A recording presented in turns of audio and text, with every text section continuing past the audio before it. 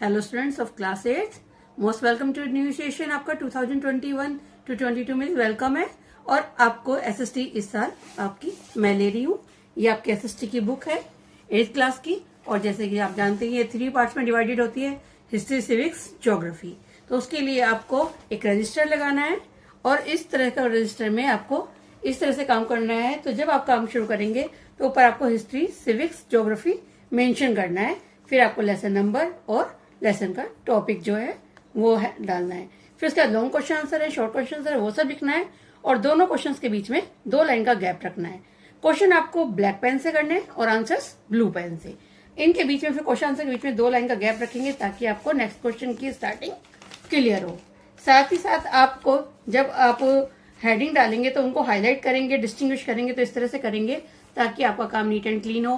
साथ ही साथ आपको अपनी नोटबुक्स पे कवर भी चढ़ाने हैं। ब्राउन कवर चढ़ाकर आप सेलोफेन चढ़ाएंगे। तो आज हम स्टार्ट कर रहे हैं आपका हिस्ट्री का लेसन 1। हिस्ट्री का लेसन 1 है हमारा modern period in Indian history. पहले आप 6 में आप प्री पीरियड और जो मेडिवल पीरियड था उसके बारे में 7th क्लास में पढ़ चुके हैं। तो फाइनल आपका 8th क्लास में आता है modern period. Modern period in history का वो है जब आपका मुगल पीरियड खत्म हुआ और जो हमारा अंग्रेजों की जो समय शुरू होता है वहां से। The beginning of the modern age. The modern period of Indian history started with the death of the last great Mughal empire Aurangzeb in 1707। तो औरंगजेब की डेथ के साथ में हमारा मॉडर्न पीरियड स्टार्ट होता है।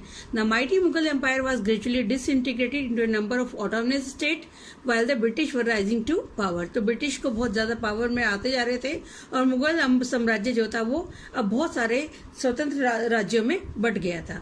Between 1757 and 1857, the English were occupied in establishing and expanding their empire in India. They established their authority over Bengal and Awadh, subjugated the Marathas, held Burma and Sindh. The Sikh were also subjugated. जो 1757 से 1857 100 years का समय रहा, उसमें जो अंग्रेजों ने था बहुत ज़्यादा एम्पायर जो हमारा वो एक्सपेंड हो गया था उनका। और उन्होंने अपनी अथॉरिटी बंगाल, अवध और साथ में मराठा और बर्मा, सिंध तक फैला ली थी।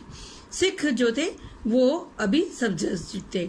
History of India has been long speculated world wide in its richness and diversity. India has been the home to some of the oldest civilisation. India पुरानी सभ्यताओं का घर रहा है और बहुत सारी डायनेस्टीज और किंगडम्स यहाँ पर पनपे हैं। Which have been the two of interest to historians from all across the world. Source materials. अब कौन से सोर्सेज हैं जिनसे हमें मॉडर्न पीरियड की हिस्ट्री का पता चलता है। The sources material of the study of the modern period can be categorised as primary and secondary.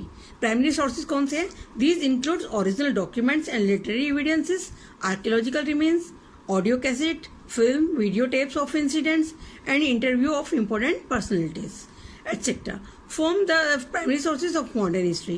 State and national achieves preserve these sources. Secondary sources हैं आपके जो ग्रेट हिस्टोरियंस थे, उन्होंने उस समय जो काम किया, और स्कॉलर्स थे जो उन्होंने बुक्स लिखी, वो सब उनके आर्टिकल्स, रिव्यूज, बुक्स और न्यूज़पेपर जो है उस समय के, वो हमें सेकेंडरी सोर्सेज में हम कंसीडर करते हैं, जो कि हमें हिस्ट्री को रिकंस्ट्रक्ट करने में मदद करते हैं। Such books and written records are available in the libraries. Many of these books and records are reprinted to make them easily available to all. ये सब हमें लाइब्रेरी से मिल सकती हैं जिनसे हम उस समय मॉडर्न हिस्ट्री के बारे में जान सकते हैं। Discovery through the voyagers. तो जो लोग वेगर्स होते हैं, जो लोग यहाँ पर घूमने आते थे, और तो जैसे वास्को डी गामा वगैरह, उन सब की जो डिस्कवरीज थी। Taking advantage of the weakness of the Mughal empire, various states emerged independence in different parts of India. Bengal, Awadh, Hyderabad, Rohilkhand, Mysore, Rajputana et cetera, ये सब जो थे ये ऑटोनोमियस यानी कि स्वतंत्र राज्य बन गए थे। द 3 कर्नाटिक वार जो हुई 1744 से 1763 के बीच में, उन्होंने अंग्रेजों का साम्राज्य स्थापित कर दिया था। English took the Indian trade into their hands. It cause exploitation of Indian and dunes of partition and craftsman.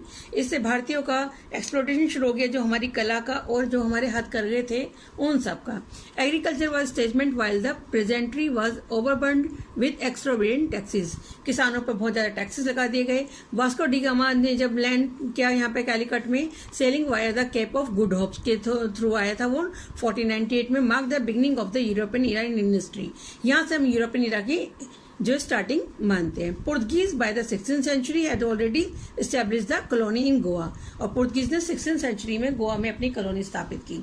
In the next century, India was visited by a large number of European travelers, Italians, Englishmen, Frenchmen and Dutchmen. ये सब धीरे धीरे India में इन्होंने प्रवेश किया. They were drawn to India for different reasons. Some were traders, others adventurers, and quite a few inspired by the missionaries' zeal to find converts to Christianity.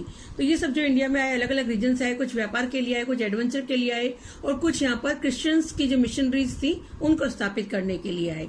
Eventually England, France, Netherlands and Denmark floated East India companies. During the late 16th and the 17th century, these companies competed with each other fiercely. By the last quarter of the 18th century, the English had vanquished all other and established themselves as the dominant power in India. तो शुरू में Denmark था, French था, सभी के आपस में इनकी वॉर चलती रही यहाँ पर इंडिया में अपना आधिपत्य स्थापित करने के लिए. लेकिन एट लास्ट 18th सेंचुरी में अंग्रेजों को इसमें सफलता मिलती है.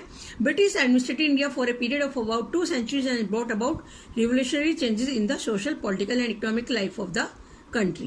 In the early modern period, the voyages of the Christopher Columbus initiated European exploration and colonization of the American continent. जो कोलंबस था उसने अमेरिकन कॉलोनी का वो कर लिया था, एक्सप्लोर किया था. Christopher Columbus was a navigator and admiral for the crown of castle whose voyages to America are of great significance in the Western history. Particularly, his original voyage was 1492. He did actually reach the South American mainland until his third voyage in 1498. से पहले वो America पहुंच गया. तो Christopher Columbus की epics दी हुई हैं. The discovery of new seas routes led to the imperialism and colonialism. तो जो डिस्कवरी थी नई सी रूट से उसने साम्राज्यवाद और उपनिवेशवाद को स्थापित किया. Which means controlling the territory and economic life of a country which is less powerful by a rich a more powerful country. तो एक रिच कंट्री द्वारा, एक पावरफुल कंट्री द्वारा दूसरे कंट्री पर अपने को स्थापित करना, उसको कॉलोनी बना लेना. The sea routes led to the growth of the trade but in the local market village artisan collected raw material from the traders and made good at the small scale with simple tools. तो वो लोग जो artist होते थे वो जो कच्चा माल लेकर वो तैयार माल करते थे और अच्छे स्केल पर उस तैयार करते थे सिंपल से. But they could not meet the demand of the market. लेकिन मार्केट में उनकी जो डिमांड थी वो खत्म हो चुकी थी. तो क्योंकि मशीन्स आ चुकी थी, मशीनीकरण शुरू हो चुका था. Therefore the new method of production was needed which resulted in the industrial revolution. और यहाँ से स्टार्टिंग होती है मेथड ऑफ प्रोडक्शन की नई की इंडस्ट्रियल रेवोल्यूशन की. ये हम नेक्स्ट क्लास में लेंगे. Thank you.